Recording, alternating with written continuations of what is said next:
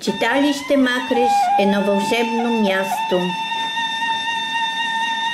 Сгушено в полите на Балкана и по поречието на река Видбол, на 15 км от пещерата Магура и на 35 км от град Видин се намира читалище Макреш.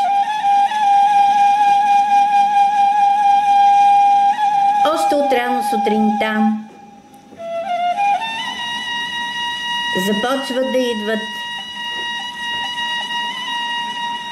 деца,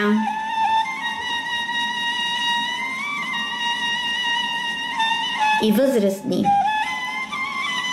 хора от селото, жадни да научат нещо ново, непознато. Тук разучаваме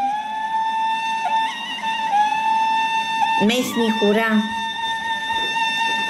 стари забравени занаяти. Адашки, дели нагоре това, дели върти сега, върти, така,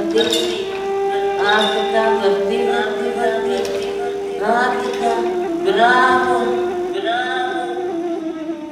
Как се тъче черга? Да. Точно така, браво, браво на теб. Как се плете чорап?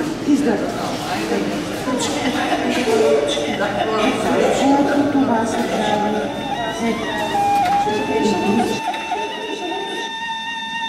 Как се шие по панама? Как се плете на една игла? Децата учат своите приятели как да се справят с новите технологии. Искаш приложи, ако искаш да го направиш. Ти искаш, ако искаш за заключен, ако искаш за начален, ако не е за двете. На здрав всички се прибират. С настъпването на утрото магията се повтаря.